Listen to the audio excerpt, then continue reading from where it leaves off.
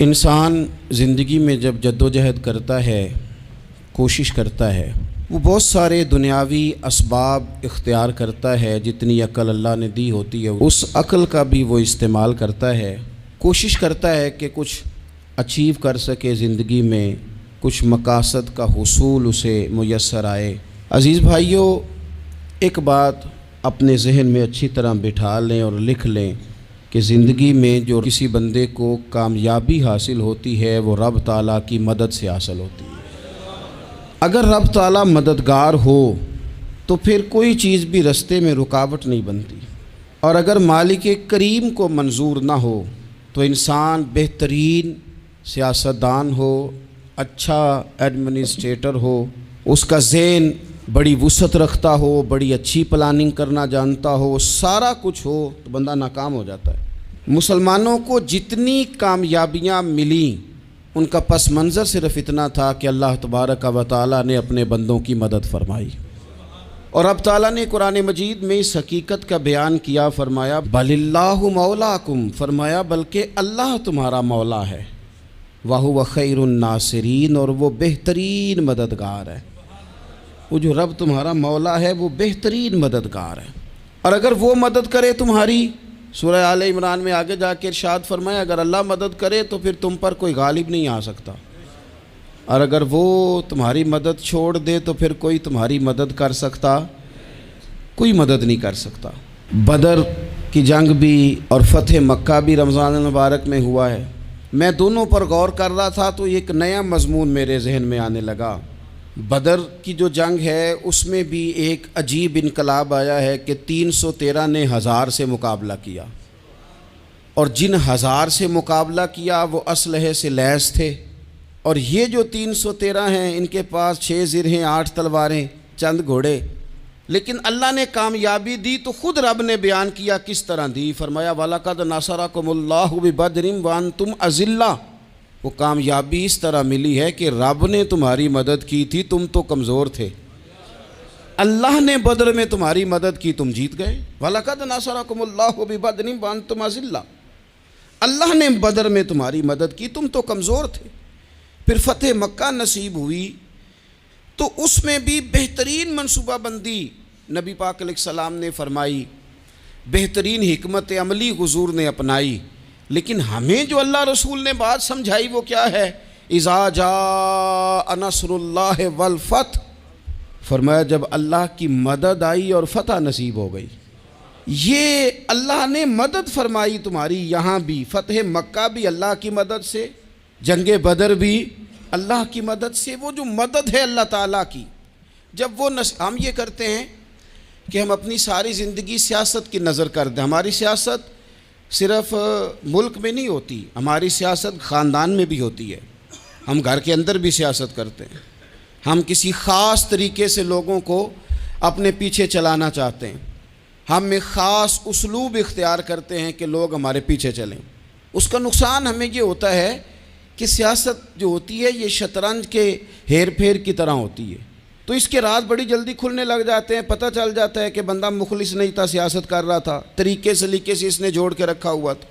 ہم ہر جگہ سیاست کے بل بوتے پر چیزوں کو لے کے چلنا چاہتے ہیں، سیاستیں ناکام ہو جاتی ہیں، سیانے لوگ فیل ہو جاتے ہیں، بچتا صرف وہی ہے جس کے پیچھے رب تعالیٰ کی مدد شامل حال ہوتی ہے۔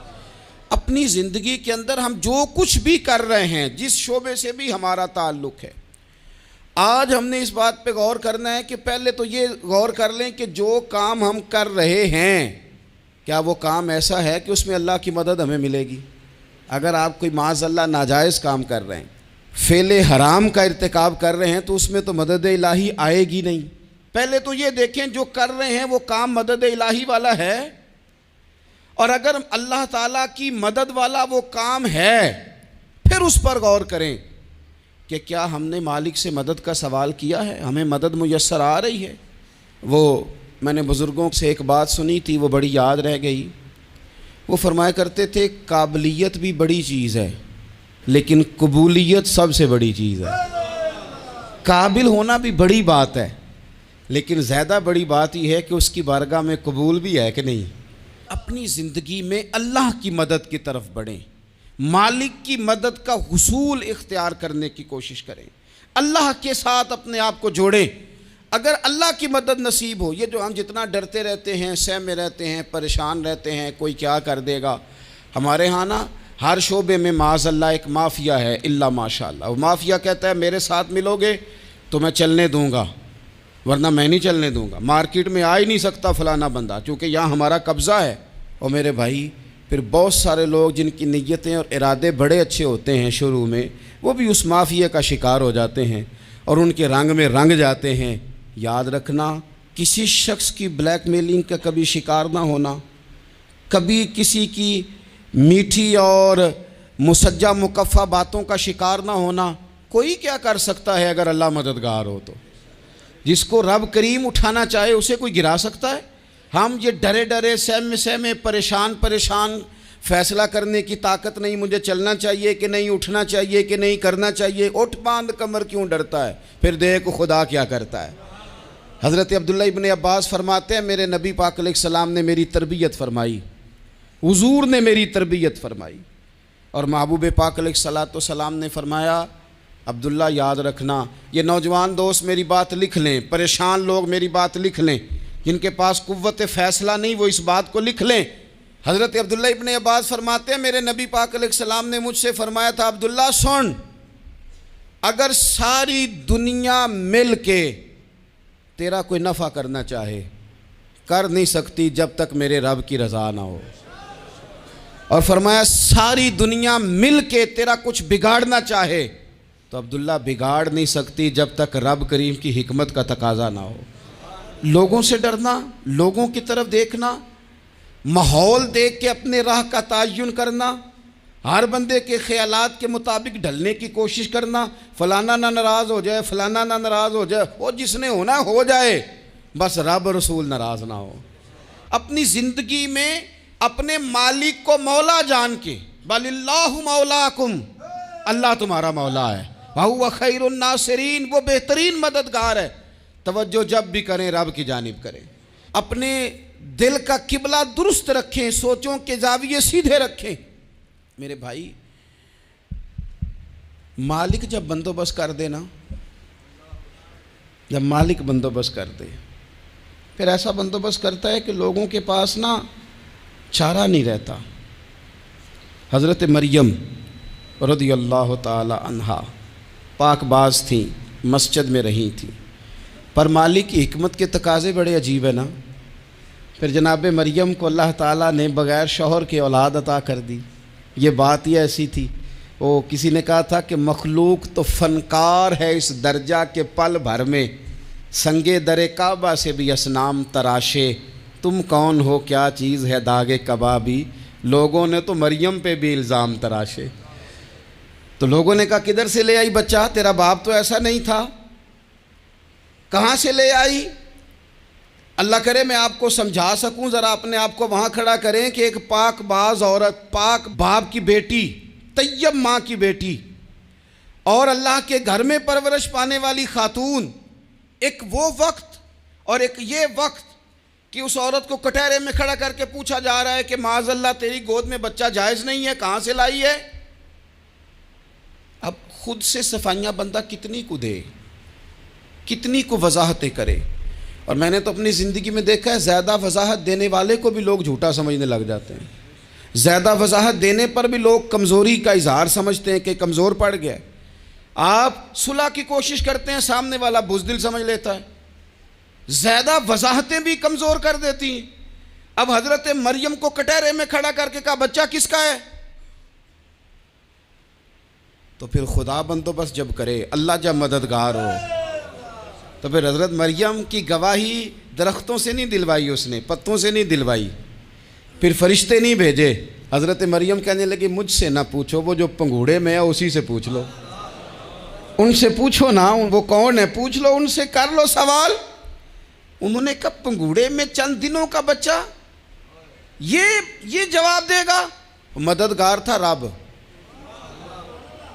ان کی برات کا اعلان کرنا تھا مالک نے، اور جب مالک اعلان کر دے، جب مالک تیری صفائی دینا چاہے، جب مالک تجھے دنیا کے سامنے نکھارنا چاہے، تو پنگوڑے میں لیٹے حضرت عیسیٰ بول کے کہنے لگے انی عبداللہ آتانی الکتابہ، فرمایا میں اللہ کا بندہ ہوں، رب نے مجھے کتاب عطا کر کے نبی بنا کے دنیا میں بھیجا ہے، میں اللہ کا بندہ ہوں، کتاب لے کے آیا ہوں، نبی بن کے آیا ہوں۔ پھر پنگوڑے سے اعلان ہو گیا، پھر بچہ بول پڑا، اور یہ ایک دفعہ نہیں بات ہوئی۔ یہ بنی اسرائیل میں ایک جریج نام کے شخص بھی تھے جو نماز پڑھ رہے تھے، بعض نے لکھا ہے نفل نماز تھی، اماں نے پکارا تو آئے نہیں، تو ماں کے منہ سے نکل گیا تو اتنی دیر تک مرے گا نہیں جب تک کسی بے حیا عورت کا منہ نہ دیکھ لے۔ تو وہ عبادت گزار تھے، لیکن لوگوں نے ان کی عبادت، ریاضت، پرہیزگاری کو نہیں دیکھا، بس ایک عورت کو بھیج کے الزام لگوا دیا۔ وہ عورت آیا جایا کرتی تھی، اب آ جاتی ہیں عورتیں، مسئلہ پوچھنے کی نیت سے بھی آ جاتی ہیں۔ ماحول میں کچھ جگہ ایسی بھی ہیں جہاں عورتیں دم کرانے کے بہانے آ جاتی ہیں۔ وہ خاتون آتی جاتی تھی اس خانقاہ پہ، آستانے پہ، یہ بخاری میں موجود ہے، پھر اس نے کہا میری گود میں جو بچہ ہے یہ انہی کا ہے۔ مجھے بتائیں کیسے بندہ وضاحت دے؟ حالات خراب ہو گئے، لوگ کٹیا جلانے لگے، ماحول اور طرح کا بن گیا۔ میرے نبی پاک علیہ الصلوۃ والسلام فرماتے ہیں پھر اس رب کے بندے نے کہا مالک تو کریم ہے، تیری مشیت کا تقاضا آیا جو میری ماں نے جملے بولے تھے، پر اب میں وضاحت دینے کے قابل نہیں رہا، اب تو ہی کرم کرے گا تو دروازہ کھلے گا۔ تو وہ چند دنوں کا بچہ پنگوڑے میں بول کے کہنے لگا میں اس درویش کا نہیں، میں تو فلانے چرواہے کا بچہ ہوں، وہ جو بکریاں چراتا ہے۔ رب کی مدد کو پکاریں، اپنے ساتھ اپنے مالک کی مدد کو شامل کریں، تھوڑے رزق پر بھی گزارا اچھا ہونے لگ جائے گا۔ سارے لوگ آپ کو گرانے کی تدبیریں کر رہے ہوں گے اور مالک آپ کو عزتیں عطا فرما دے گا، اس کی بارگاہ سے حکمت کا تقاضا اور ہو جائے گا۔ ہم نے ساری زندگی لوگوں کو راضی کرنے میں گزار دی، ساری زندگی بڑھاپا آ گیا بچوں کو پالتے، اور بچوں نے آخری عمر میں کہہ دیا ابا اگر کوئی ڈھب کا کام کر لیتے تو آج ہمارے دن بھی پھر نہ جاتے۔ ساری زندگی گزار دی بہن بھائیوں کو راضی کرنے میں، ساری زندگی گزار دی ذمہ داریاں اٹھانے میں، ان کو 99 دفعہ دیا، ایک دفعہ نہیں دیا تو انہوں نے کہہ دیا تو نے تو کبھی دیا ہی نہیں، تو تھا ہی نہیں۔ ساری زندگی محلے داروں، علاقے والوں کو راضی کرنے میں گزار دی۔ اور میں نے ایسے لوگ بھی دیکھے دین کے لیے وقت گزارا، لیکن جب بڑھاپے میں دانت کام نہ کرتے تھے تو وقت کے مفتیوں کو بھی مسجدوں کی کمیٹیوں نے کہہ دیا اب آپ کی سمجھ نہیں آتی، ہم نے خطیب کو یور رکھنا ہے، نہ دیکھو دنیا کی طرف، دنیا رلا دیتی ہے، نہ راضی کرو بندوں کو، بندے تھکا دیتے ہیں، نہ پیچھے بھاگو ہر وقت دنیا داروں کے، یہ انسان کو کمزور کر دیتے ہیں۔ وہ تو کریم ہی بڑا ہے، 2 آنسو زمین پر بعد میں گرتے ہیں، بندے کے گناہ سارے پہلے معاف فرما دیتا ہے۔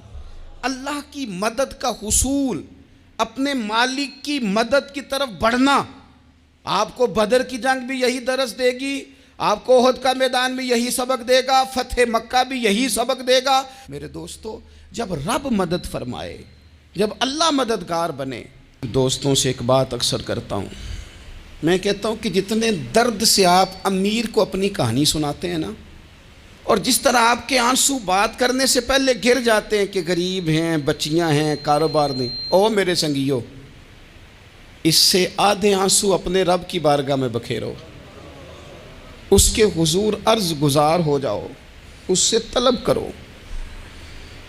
ایک وقت انسان پر زندگی میں ایسا آتا ہے کہ اسے یوں محسوس ہوتا ہے کہ میرا سایہ بھی ذرا سا پیچھے ہٹ گیا ہے، اسے یوں لگتا ہے کہ میں کسی سہارے پہ ہاتھ ڈالتا ہوں تو وہ بھاگ جاتا ہے مجھ سے، لیکن مالک کی بارگاہ ایسی عظیم بارگاہ ہے، رب رسول کے آستانے اتنے بڑے ہیں کہ آپ جب وہاں کشکول طلب دراز کرتے ہیں تو جھولی پھیلانے میں دیر لگتی ہے، ان کو بھرنے میں تو کوئی دیر نہیں لگتی۔ ہم نے اپنا سوچ کا قبلہ ہی دنیا کو بنا لیا ہے۔ یہ جو اللہ والوں کی مدد ہے یہ تو یعنی اللہ ہی کی مدد ہے، لیکن یہ جو سیٹھوں کی طرف توجہ کرنا، نوابوں کی طرف توجہ کرنا، دنیا داروں کی طرف توجہ کرنا، اور اپنا مزاج اس طرح کا بنا لینا، یارو گردن کو جھکا دیتا ہے خیرات کا پتھر، جہاں میں مانگنے والوں کے سر کبھی اونچے نہیں ہوتے۔ اور اقبال کہتے ہیں غیرت ہے بڑی چیز جہان تگ و دو میں، پہناتی ہے یہ فقر کو تاج سردارا۔ میں عرض کروں گا کہ اپنی آپ جب توجہ کا قبلہ اللہ رسول کو بنائیں گے تو رب فرماتے ہیں وَيَرْزُقْهُ مِنْ حَيْثُ لَا يَحْتَسِبُ، میں نہ تجھے وہاں سے رزق دوں گا جہاں سے کبھی تیرا گمان بھی نہیں گیا ہوگا، یہاں سے بھی مل سکتا ہے، تو نے سوچا بھی نہیں ہوگا۔ بخاری شریف میں حدیث ہے، حضرت جابر ابن عبداللہ فرماتے ہیں نبی پاک صلی اللہ علیہ وسلم نے 300 لوگوں کا ایک لشکر روانہ کیا کسی مہم کے لیے، کسی جہاد کے لیے۔ حضرت ابو عبیدہ بن جراح رضی اللہ تعالیٰ عنہ امیر لشکر تھے۔ فرماتے ہیں غربت اتنی زیادہ تھی، بھوک اتنی زیادہ تھی کہ ایک ایک کھجور دن میں ایک وقت کھانے کو ملتی تھی، اور کچھ دن ایسے آئے کہ اب کھجور بھی نہیں مل رہی۔ فرماتے ہیں اتنی زیادہ بھوک لگی مجاہدین کو 300 بندہ پتے کھا کے گزارا ہونے لگ گیا۔ یہ بخاری میں موجود ہے۔ آپ فرماتے ہیں کہ دریا کے کنارے ہمارا پڑاؤ تھا، ٹھہراؤ تھا، جب بھوک سے نڈھال ہو گئے نا وَيَرْزُقْهُ مِنْ حَيْثُ لَا يَحْتَسِبُ، اللہ وہاں سے روزی دیتا ہے، گمان بھی نہیں ہوتا۔ فرماتے ہیں ایک مچھلی اللہ تعالیٰ نے دریا کے کنارے بھیجی، فرماتے ہیں وہ تھی تو مچھلی پر پہاڑ جتنی تھی۔ بخاری میں لفظ ہیں، حضرت جابر ابن عبداللہ رضی اللہ تعالیٰ عنہ فرماتے ہیں 300 آدمی 18 دن تک اس مچھلی کو کھاتے رہے، مچھلی ختم ہی نہیں ہوئی۔ مچھلیاں نہیں، مچھلی کہتے ہیں 18 دن 300 بندہ کھاتا رہا، مچھلی ختم ہی نہیں ہوئی۔ اور فرماتے ہیں کہ اس کی ہڈی نکال کے، کانٹا کہیں گے آپ اپنی زبان میں، کہتے ہیں وہ نکال کے نا تو اس کو کھڑا کیا نا جب، تو اونٹ کجاوے سمیت اس کے بیچ سے گزر جاتا تھا، 2 اس کے کانٹے جوڑے۔ فرماتے ہیں وہ اس کا گوشت ہم کھاتے تھے اور اس کی چربی بطور تیل کے ہم جسموں پہ ملتے تھے، بیماروں کو اس سے سکون آتا تھا، تندرستی شفا ہوتی تھی۔ فرماتے ہیں ہم کھایا بھی ہم نے، اور کچھ لے کے ہم مدینے بھی گئے، اور قربان جائیں نبی پاک نے بھی اس میں سے کھایا۔ ہم نے عرض کی حضور یہ معمہ کیا ہے، یہ ماجرا کیا ہے؟ تو محبوب نے فرمایا تمہارے پاس غذا نہیں تھی، رب نے تمہارے لیے بندوبست کیا ہے، اللہ نے تمہیں دیا ہے۔ مکان شروع کر لیا، ایک صاحب نے وہ مکان بنانے لگے، آپ وہ حساب لگا رہے ہیں، کہتے ہیں میرے پاس اتنے پیسے ہیں، اتنے میں نے فلانے دوست سے کہنا ہے اس نے دے دینے، اتنے فلانے رشتہ دار سے کہنا ہے اس نے دے دینے، اتنے فلانے سے کہنا ہے اس نے دے دینے۔ یہ ساری کاپی بنا کے مکان شروع کر لیا۔ جو روز کہتا تھا نا کوئی حکم ہو جاتے 10، سب سے پہلے اس کو کہا میاں پیسے چاہیے دین، وہ کہندا ہو کل ہی منڈا ٹوریا ہے، کدے تو پرسوں 10 داتے لب جانے سن۔ میں آپ کو اپنے تجربے کی بات بتا رہا ہوں۔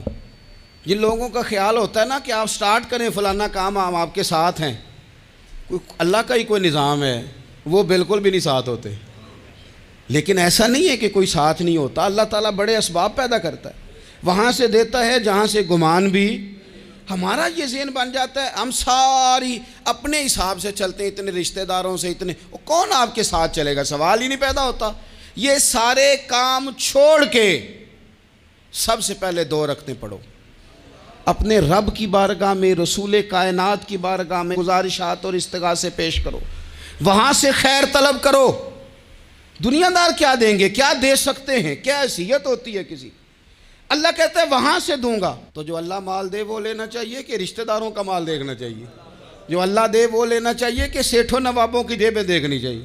جو اللہ دے وہ قبول کرنا چاہیے یا دیکھنا چاہیے کون سا آدمی کہاں پہنچ گیا؟ چھوڑو، اپنی مٹی پہ چلنے کا سلیقہ سیکھو۔ کسی کے سنگ مرمر پہ چلو گے تو پھسل جاؤ گے، پھسل جا۔ اس پر ایک اور بات عرض کر دوں، صحیح بخاری سے، مسلم سے ایک اور بات۔ کچھ چیزیں ایسی ہیں جن سے اللہ کی مدد آتی ہے، مدد ملتی ہے۔ ایک چیز ان میں سے ایسی ہے جس سے بہت مدد نازل ہوتی، وہ ہے کہ جب رب آپ کو دے نا تو پھر آپ بھی اس کے رستے میں دیں، پھر مدد آتی ہے، پھر اور آتا ہے۔ بخاری مسلم میں حدیث ہے، یہ زیادہ ہی توجہ طلب امر ہے، اس پر آپ غور کریں گے۔ حضرت ابو ہریرہ فرماتے ہیں کہ نبی پاک علیہ السلام نے فرمایا ایک شخص نے بادلوں کے اندر سے آواز سنی کہ فلاں آدمی کا کھیت اور باغ خشک ہو گیا ہے، وہاں برسو اور اس کے کھیت کو سیراب کرو۔ وہ بڑا حیران ہوا کہ بادل سے آواز آ رہی۔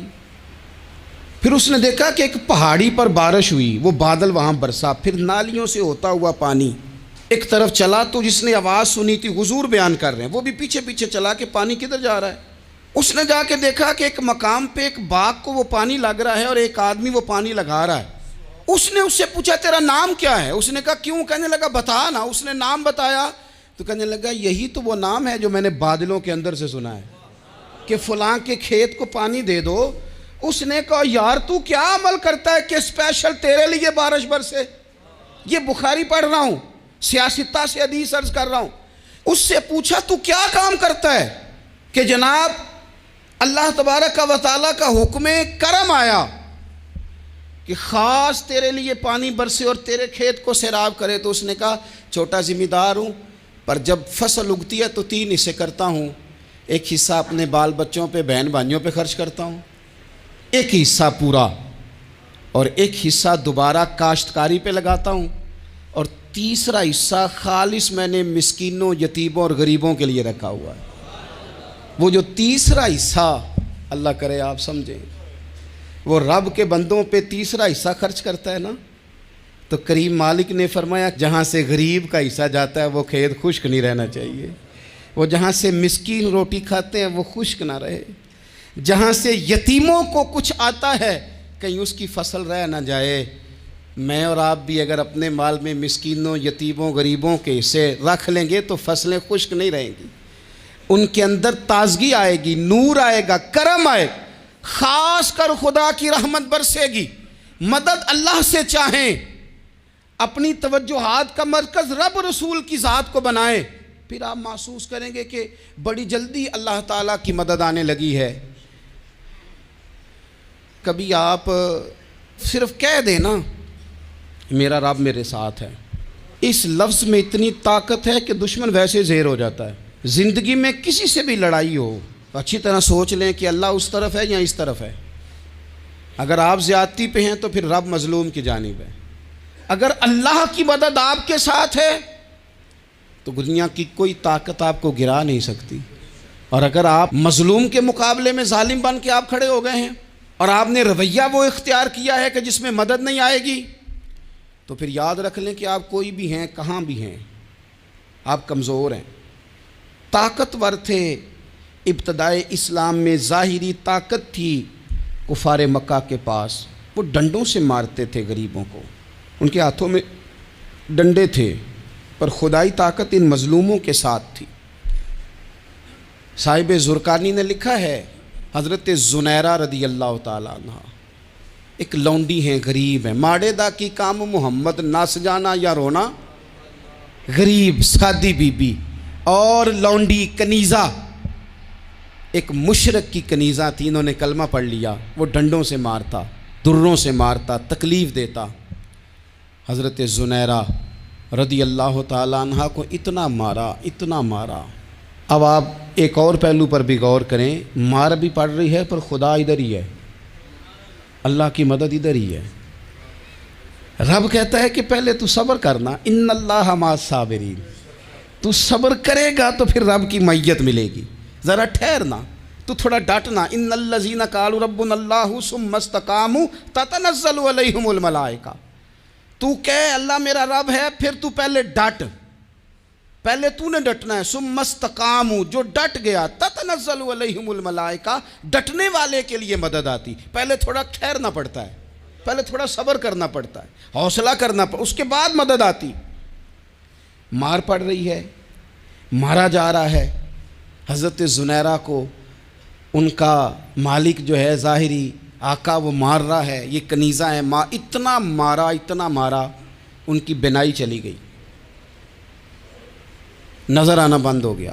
ابو جہل آیا اور کہنے لگا زنیرہ دیکھا نا ہمارے بت تیری آنکھیں لے گئے، معاذ اللہ، لات و منات ہمارے بتوں نے تجھے اندھا کر دیا۔ اب ایسا نہیں ہے کہ بی بی روتی جا رہی ہے، روتی جا رہی ہے، مایوسی مایوسی، معاذ اللہ، پریشانی، غریبی بڑی ہے، پوچھنے والا کوئی نہیں، یہ باتیں نہیں۔ کیا جملے ہیں خاتون کے، کیا لفظ ہیں۔ ابو جہل نے تنزیہ کہا، معاذ اللہ، کہنے لگا دیکھا نا ہمارے بتوں نے تجھے اندھا کر دیا۔ تو جناب زنیرہ آنکھوں کی بینائی گئی ہے، رات کو گئی ہے، دکھ ابھی تازہ ہے، لیکن اللہ پہ جو توکل ہے، اپنے مالک سے جو رشتہ ہے، وہ اتنا مضبوط ہے، اتنا طاقتور ہے، اس میں اتنی گہرائی ہے کہ حضرت زنیرہ بول کے نا اتنی قوت سے بولی، اتنی طاقت سے بولی کہ پورے کفر پر لرزہ طاری ہو گیا۔ فرمانے لگی تمہارے بتوں کی کیا اوقات ہے کہ وہ میری بینائی لے جائیں؟ یہ میری رب کی حکمت کا تقاضا ہے۔ جب تک اس نے چاہا زنیرہ دیکھتی رہی، اور جب اس نے چاہا زنیرہ کی آنکھوں کی بینائی چلی گئی، اور اگر وہ چاہے گا نا تو بینائی واپس بھی کر دے گا۔ اگر ہو ذوق یقین پیدا تو کٹ جاتی ہیں زنجیریں، اگر وہ چاہے گا تو بینائی آ بھی جائے گی۔ حضرت زنیرہ نے رات کو یہ لفظ کہے، ابو جہل اور سارے کفار ڈر کے سن کے چلے گئے، آپ اطمینان سے آ کے بستر پہ سوئی۔ جب سویرے اٹھی تو اللہ نے آنکھوں کی روشنی واپس کر دی تھی۔ آنکھوں کی اب چھڑی پکڑی ہے، بازاروں میں گھومتی ہے، کہتی ہیں بلاؤ کدھر ہے تمہارے نعت و منات، دیکھو میرے رب نے روشنی واپس کر دی۔ آ کر میرے ساتھ ادھر آ، ستمگر ہنر آزمائیں، تو تیر آزما ہم جگر آزمائیں۔ بیمار لوگوں یاد رکھو، کہہ دیا ڈاکٹر نے کہ تو بڑا بیمار ہے، تو بڑا کمزور ہے، یہ ہو گیا وہ ہو گیا، تو ڈاکٹر اپنے علم کے مطابق بات کر رہا ہے، ہوگا تو وہ جو میرا رب چاہے گا۔ کمزور ہو جانا، پریشان ہو جانا، تکلیف میں آ جانا، پتہ نہیں بات ہو گئی ہے تو جانے کیا ہو جائے گا۔ اپنی زندگی کے اندر اپنے رب سے رشتہ مضبوط کریں، رسول کائنات سے رشتہ مضبوط کریں، اللہ والوں سے رشتہ مضبوط کریں۔ حضرت زنیرہ نے پیغام دیا کہ زندگی میں جو جینا چاہتے ہیں تو وہ رب کا نام لے کے جی سکتے ہیں، جو اپنی زندگی میں خوشیاں دیکھنا چاہتے ہیں تو رسول اللہ کے نام پر خوشیاں دیکھی جا سکتی ہیں۔ توکل کی بنیاد پر بندہ خوشیاں لے سکتا ہے، اور اگر انسان میں توکل نہیں ہے تو پھر وہ اس کالے جادو سے بھی ڈر رہا ہے، وہ نیلے سے بھی ڈر رہا ہے، وہ پیلے سے بھی ڈر رہا ہے، وہ فلانے سے بھی ڈر رہا ہے، وہ میرے خلاف فلانا رشتہ دار سازش کر رہا ہے تو ڈر رہا ہے، فلانا میرے بارے میں یہ کر رہا ہے تو ڈر رہا ہے، وہ پتہ نہیں دنیا ادھر ہو جائے گی تو کیا ہو جائے گا، اٹھ باندھ کمر کیوں ڈرتا ہے، پھر دیکھ خدا کیا کرتا ہے۔